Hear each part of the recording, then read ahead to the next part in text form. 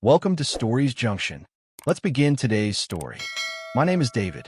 I was teetering on the edge of leaving my marriage long before the night everything finally shattered. For years, I've been trapped in a relationship that felt less like a partnership and more like a slow bleed.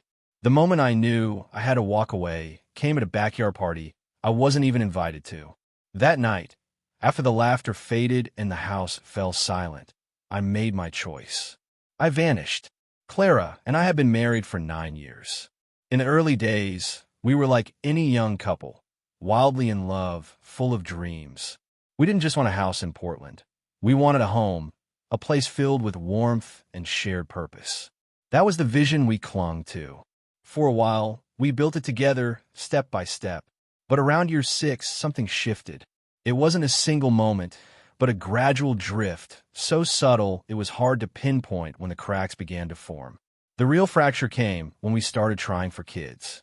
We both wanted a family, pictured little feet running through the backyard, holiday mornings filled with chaos and joy. But months of hope turned into years of empty tests. We threw ourselves into fertility treatments, endless doctor visits, medications, schedules that ruled our lives. Each cycle brought a flicker of possibility, only to end in quiet devastation. The disappointment wasn't just heavy, it was suffocating like a fog that settled over our home. I watched Clara change. She grew distant, her once bright energy dimming. At first, I thought it was the strain of it all. We were both grieving in our own ways. But over time, she didn't just pull back from the treatments, she pulled back from us. The dream we'd held so tightly seemed to slip through her fingers, and when she let it go, it felt like she let go of me, too. The warmth we'd once shared was replaced by a polite, chilly distance.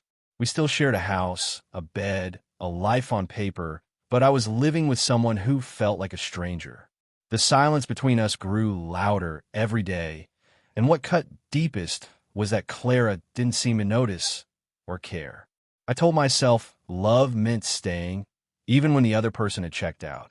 I held on, hoping the woman I married was still in there somewhere. But about a year before everything collapsed, Clara's sister, Rachel, showed up at our door. She'd just gone through a brutal breakup. Think screaming fights, accusations of infidelity, and cops called to their Seattle apartment. It was chaos, and Rachel needed a lifeline. Clara asked if she could stay with us for a few days, just to get back on her feet. I didn't hesitate to say yes. Rachel had 2 young kids, and they didn't deserve to be caught in the crossfire. So, they moved in with a couple of suitcases, looking like they'd be gone by the weekend. But days turned into weeks. Rachel didn't mention finding a job or a new place. Her belongings took over the guest room. Her kids' toys spilled into every corner of the house. Living room, kitchen, even our bedroom. Their clothes got tangled in our laundry. I kept my mouth shut, thinking she just needed a little more time.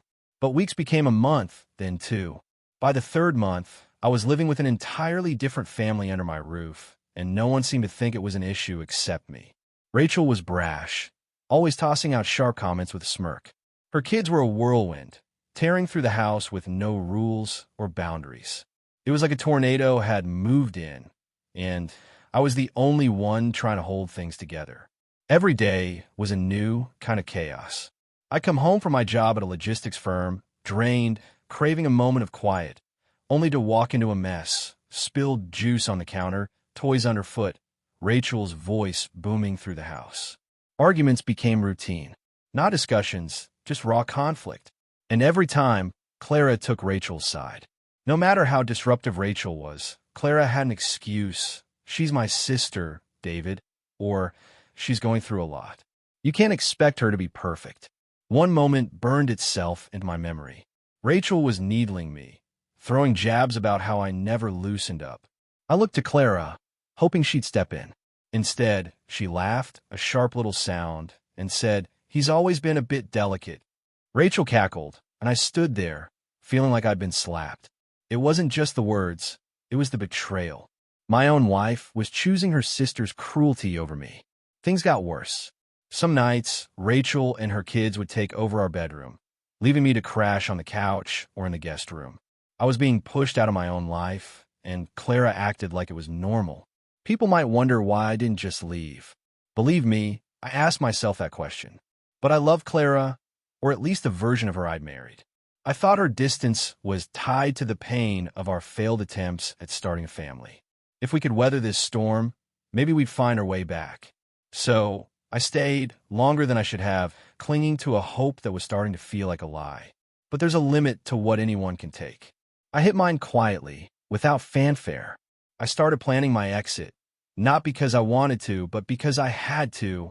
I met with a divorce lawyer in a nondescript office across town, laying out the facts. Weeks later, the papers were ready, but I couldn't bring myself to serve them. Some stubborn part of me still wanted Clara to look at me the way she used to, just one last time. I began preparing in secret. I packed essentials, clothes, my passport, a few keepsakes, in boxes labeled miscellaneous, and stashed them in the garage. I rented a storage unit in a neighboring town, paid in cash, and moved the boxes there bit by bit. I opened a new bank account under a slightly altered name, bought a burner phone, and started researching towns, small, quiet places where no one would know me. I picked a coastal village a few hours away, a speck on the map where I could disappear. Every step was calculated, every detail planned. If I was going to leave, I'd do it like a shadow, gone before anyone noticed. But I didn't act. Not yet. Despite the hurt, the exhaustion, I still loved Clara. Beneath the weight of everything, I was holding out for a miracle, for some sign that we could salvage what we'd lost. That hope kept me rooted, even as the ground beneath me crumbled. I'd been carrying the weight of my crumbling marriage for so long that I almost didn't notice how heavy it had become. But that Saturday, when I pulled into the driveway of our Portland home, something snapped. The street was lined with cars I didn't recognize, their tires hugging the curb like uninvited guests. Laughter and music spilled from the backyard, mingling with the shrieks of kids running wild. I sat in my car for a moment, gripping the steering wheel, trying to make sense of the scene. I hadn't been told about any plans. No heads up, no text, nothing. I stepped out, the air thick with the smell of grilled meat and summer heat, and followed the noise. The backyard was a riot of color and motion. Kids darted between tables, clutching soda cans and half-eaten hot dogs. Adults clustered in groups, chatting over plastic cups, while someone tended a smoky grill piled with burgers. Paper plates teetered on the patio table, stacked with chips and watermelon slices. A portable speaker hummed a steady beat. It was a full-blown barbecue, the kind you plan for weeks. Except I hadn't been invited. I stood at the sliding glass door, taking it in, feeling like I'd wandered into someone else's life. I spotted Clara near the grill, laughing with her parents, her face lit up in a way I hadn't seen in years. For a second, I just watched her, caught off guard by how alive she looked. Then Rachel's voice cut through the chatter, loud and sharp. "Well, look who finally showed up." Heads turned. I forced a smile, keeping my expression neutral, and stepped into the yard. Clara glanced my way but didn't say anything, just went back to her conversation. I felt eyes on me, but no one rushed over to greet me. It was like I was a guest in my own house. Clara's uncle waved me over. "David, grab this for me, will ya?" he called, holding out a tray of buns. I nodded and crossed the yard, weaving through kids and folding chairs. I'd always gotten along with Clara's extended family, sometimes better than with her lately. I handed him the tray, and he clapped me on the shoulder. "Where you been, man?" "We've been here since noon." "Nobody told you." His tone was light, but the question landed like a punch. I opened my mouth to answer, but before I could, Rachel's voice boomed again. "Honestly, if David up and vanished, I bet nobody'd even blink," she said, smirking from across the patio. A ripple of laughter spread through the crowd. Clara, standing nearby, didn't miss a beat. "Yeah, I didn't even notice he was gone," she added, her lips curling into a grin. More laughter followed, sharp and careless. It was meant as a joke, but it didn't feel like one. Not to me. I stood there, the tray still in my hands, feeling the weight of every eye on me. My chest tightened, but I didn't let it show. Instead, I raised my soda can like a toast, gave a half smile, and said, "Guess I'll take that bet." The words hung in the air. A few people chuckled awkwardly, others glanced away, probably thinking I was playing along. But I wasn't. In that moment, something inside me broke free. I was done being a ghost in my own life, done being the punchline in a story I didn't write. The barbecue carried on, kids running, burgers sizzling, conversations buzzing, but I was already somewhere else. My mind was racing, replaying the months of silence, the years of trying to hold together a marriage that Clara had let slip away. I moved through the party like a shadow, helping where needed, nodding at small talk, but inside, I was making a decision. By the time the sun dipped low and the guests started trickling out, the house was a mess of empty cups and crumpled napkins. Rachel's kids were still tearing around, hyped up on sugar, while Clara and her parents lingered on the patio, swapping stories. I slipped inside, grabbed a trash bag, and started cleaning, not because I wanted to, but because it gave me something to do while I thought. I've been planning my exit for weeks. Boxes packed, storage unit rented, new bank account ready. But I'd held back, hoping for a reason to stay. That hope died in the backyard, buried under laughter that wasn't meant to include me. When the last guest left and the house was quiet, I stood in the kitchen, staring at the divorce papers I'd kept hidden in a locked drawer. I'd had them for weeks, drafted after that meeting with the lawyer in a strip mall office. I pulled them out, the pages crisp and heavy, and set them on the counter. Then I grabbed a pen and a sticky note. I wrote 4 words. Did you notice now? I placed a note on top, right where Clara would see it in the morning. My duffel bag was already packed. Clothes, laptop, a few photos, cash. I slung it over my shoulder, took one last look at the house, and walked out. The door clicked shut behind me, and I locked it. I got in my car and drove, the city lights fading in the rearview. My first stop was a gas station 20 miles out of town. I pulled my phone from my pocket, swapped the SIM card for a new one from the burner I'd bought, and tossed the old card into a storm drain. Then I deleted every trace of myself online, Twitter, Instagram, even the LinkedIn I barely used. Gone. I didn't want to be found, not by Clara, not by anyone. The road stretched out, dark and empty, and for the first time in years, I felt like I could breathe. I'd found a cabin online a month earlier, listed on a no-name rental site by an old guy who didn't care about credit checks. It was tucked in a forested corner of the Oregon coast, far enough from Portland to feel like another world, but close enough to a small town for supplies. I'd paid 3 months up front in cash, no questions asked. The place was basic, wood walls, a creaky bed, a kitchen barely big enough for a microwave, but it was mine.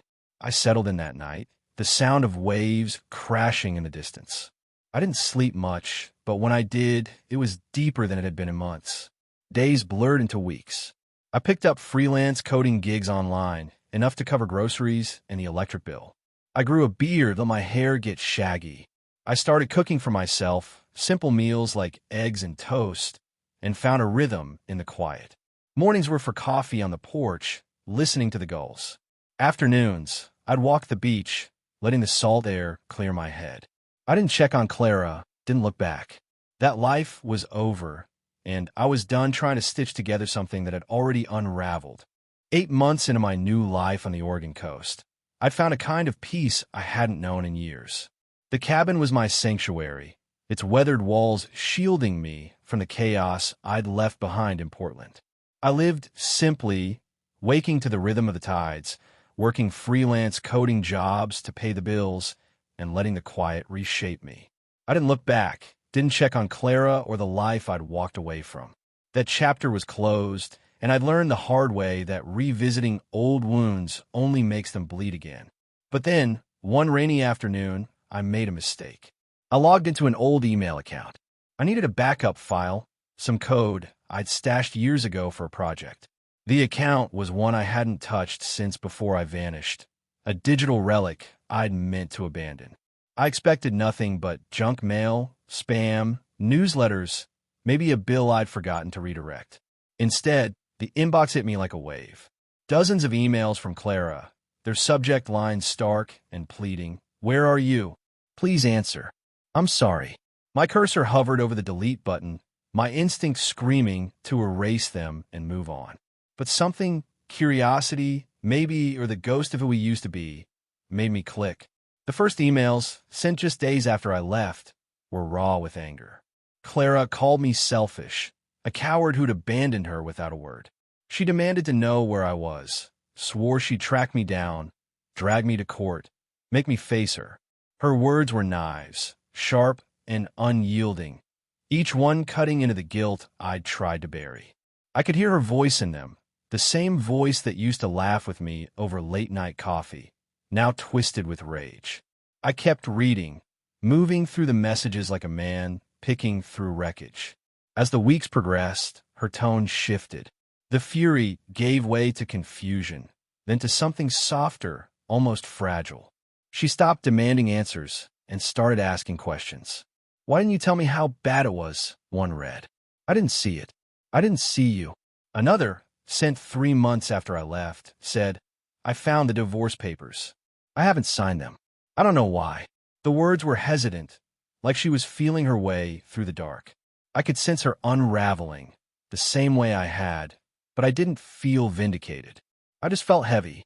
The most recent emails from the past month were different. They weren't about blame or answers anymore. They were about her life, now crumbling under the weight of my absence. She wrote about the house, how the bank had started sending notices about missed mortgage payments. Foreclosure was looming, a shadow she couldn't outrun. She was working 2 jobs, a barista shift in the mornings, waitressing at night, just to keep the lights on. Rachel and her kids were gone, sent to live with their grandparents in Tacoma. "They were too much," Clara admitted. "I see now what you were trying to tell me. They were drowning us, and I let them." One email stopped me cold. Sent 2 weeks ago, it was longer, more raw. "I get it now, David. I understand why you pulled away.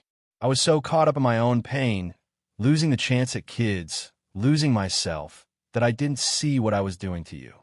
I'll let Rachel walk all over us, because she was my sister, because I thought family came first. I was wrong. I wish I'd listened when you tried to tell me." Another line hit harder. "I miss you. Not because I'm scared or because the house is falling apart. I miss you. The way you used to make me laugh, the way you held everything together when I couldn't." The final email, dated 3 days earlier, was the one that broke something in me. "I was blind," she wrote. "I thought you'd always be there, no matter how much I pushed you away. I haven't signed the papers. I keep them on the counter, where you left them, hoping one day you'll come back. Not to fix this mess, but because I love you. I always did, even when I forgot how to show it." I stared at the screen, my coffee gone cold. My chest ached, a dull, familiar pain. I remembered that Clara, the one who'd dance with me in the kitchen, who'd dream with me about a future we both wanted. Was this her finally waking up? Or was it too late? I closed the laptop and sat in the dark, the rain tapping against the cabin's roof. Part of me wanted to believe her, to think we could rebuild from the ashes. But feelings aren't enough. For years, I'd stayed in a marriage that was killing me, convincing myself love could fix it. Reading her words, as raw as they were, didn't erase the nights I'd slept on the couch, the laughter at that barbecue, the years of being invisible. I didn't reply. I didn't delete the emails either. I just let them sit, like a question I wasn't ready to answer. Life went on.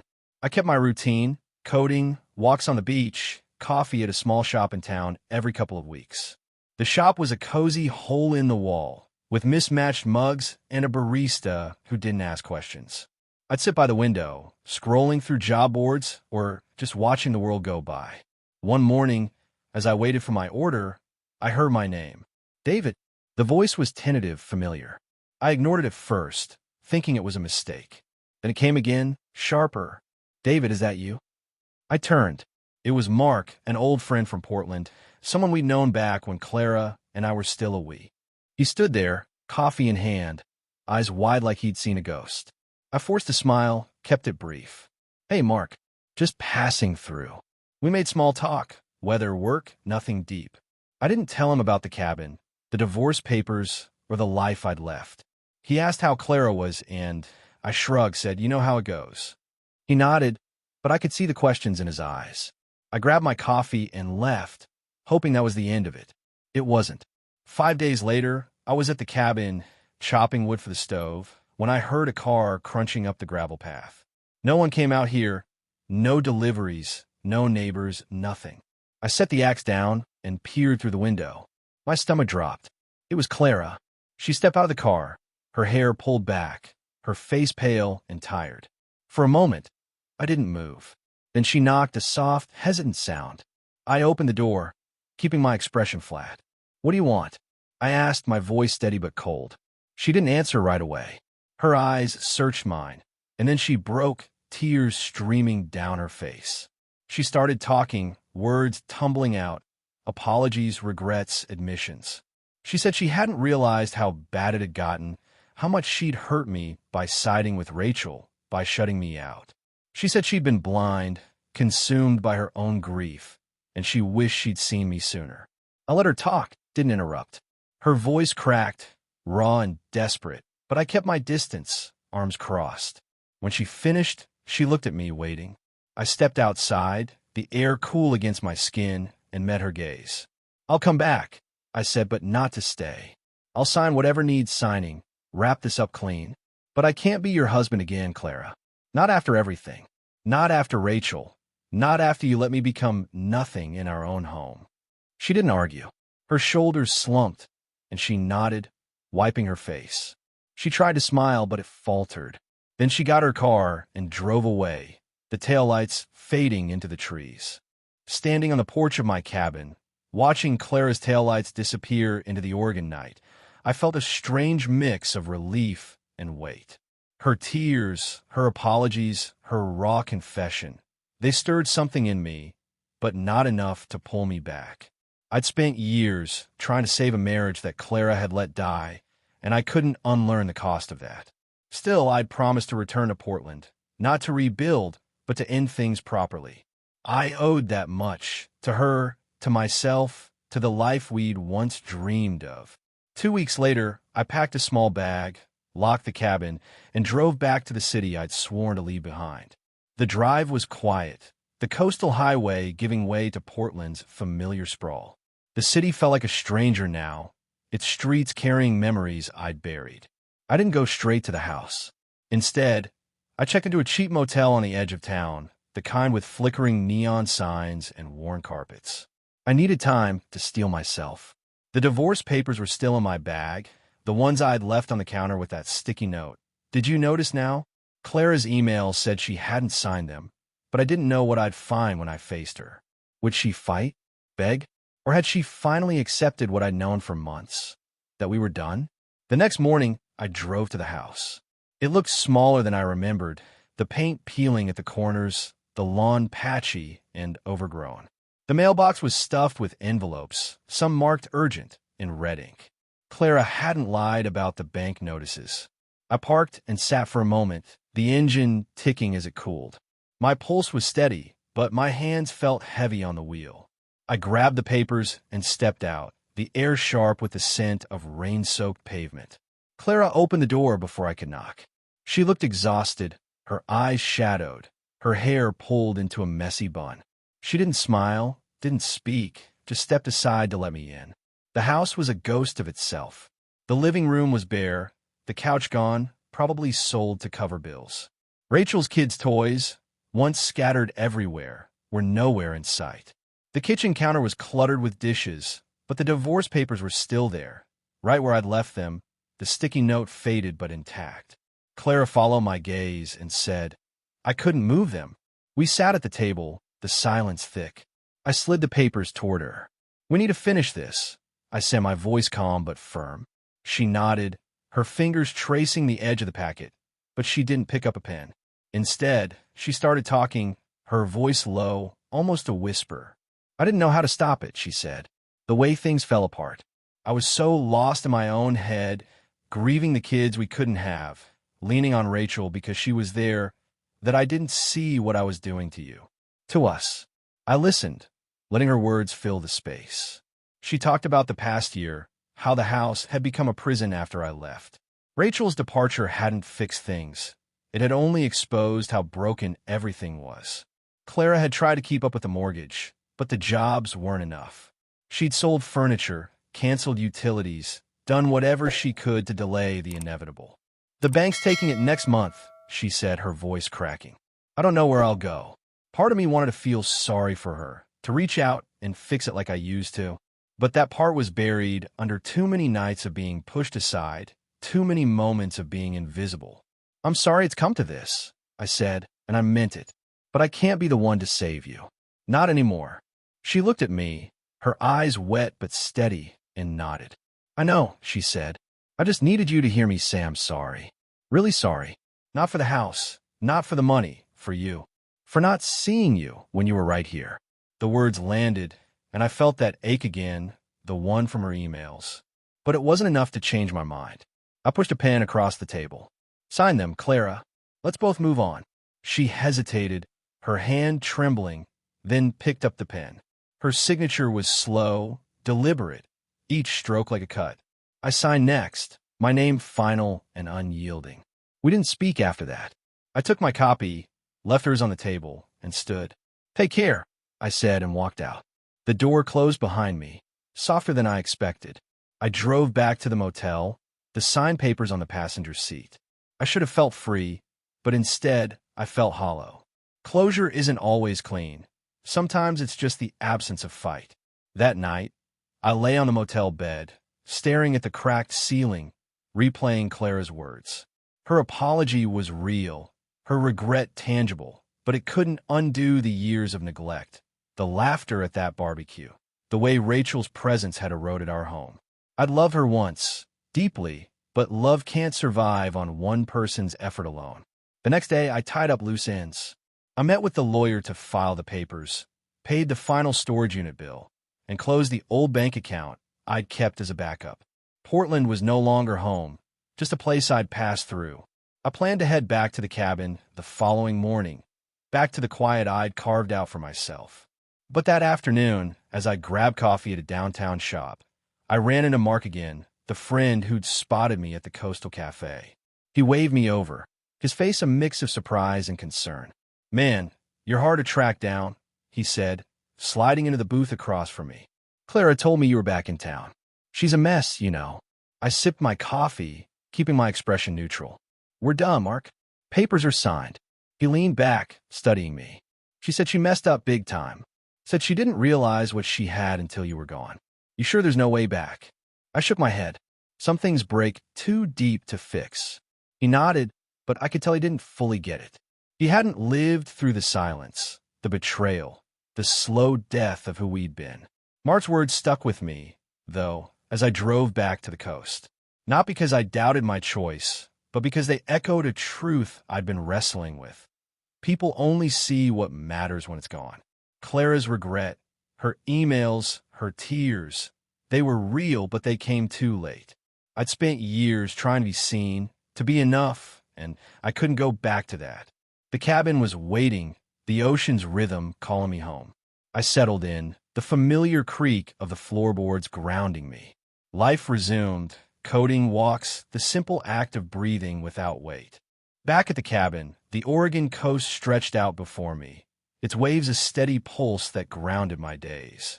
A month had passed since I'd left Portland, the divorce papers signed, the house and its ghosts fading into memory.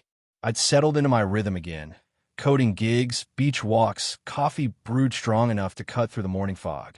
The ache from Clara's apologies, her emails, and our final meeting lingered, but it was softer now, like a bruise fading under the skin. I thought I'd close that chapter for good, until the letter arrived. It came on a gray afternoon, tucked into a plain envelope with no return address, forwarded from the storage unit I'd used during my escape. Clara's handwriting stared back at me, neat but unsteady, as if each letter carried the weight of her thoughts. I stood on the porch, the paper heavy in my hands, debating whether to open it or burn it. I'd heard her apologies, seen her tears, signed the papers. What more was there to say? But curiosity, or maybe something deeper, won out. I tore it open and sat on the weathered steps, the ocean's roar filling the silence. The letter was short, no more than a page, but every word felt deliberate. David, she began, I don't know if you'll read this, or if you're even still at this address. I don't expect you to write back. I just need to say this one last time in my own hand. She wrote about the house, now gone to the bank, her belongings packed into a small apartment across town. She found a better job, managing a bookstore, something steady that gave her purpose. Rachel and her kids were still in Tacoma, and Clara admitted she was learning to set boundaries, to stop carrying her sister's chaos. But the heart of the letter wasn't about logistics. It was about us. "I've spent months replaying our years together," she wrote. "Not just the end, but the beginning. Those nights we'd stay up planning our future, the way you'd make me laugh until my sides hurt. I lost sight of that, of you, and I'll carry that regret forever. I don't blame you for leaving. You tried to hold us together, and I let you do it alone. I see now what I cost you, what I cost us. I'm not asking for forgiveness or a second chance. I just want you to know I understand, and I'm trying to be better for myself and for whoever comes next." The final lines hit hardest. "You were right to walk away, David. You deserve to be seen, and I failed you. I hope you're somewhere safe, somewhere you can breathe. I hope you're free." She signed it simply, Clara, no flourish, no plea. I folded the letter and sat there, the wind tugging at the paper. I waited for the ache to surge, for some pull to drag me back to her, but it didn't come. Instead, I felt a quiet clarity. Her words were honest, raw, but they didn't change the truth. We were over, not because I didn't love her once, but because love can't survive when one person stops showing up. I didn't write back. There was nothing left to say. I tucked the letter into a drawer, not as a keepsake, but as a reminder of what I'd learned. The next day, I walked the beach, the sand cold under my feet, and let the ocean wash away the last traces of indecision. Clara's regret was hers to carry, not mine. I'd spent years trying to be enough, to be seen, and I'd paid the price.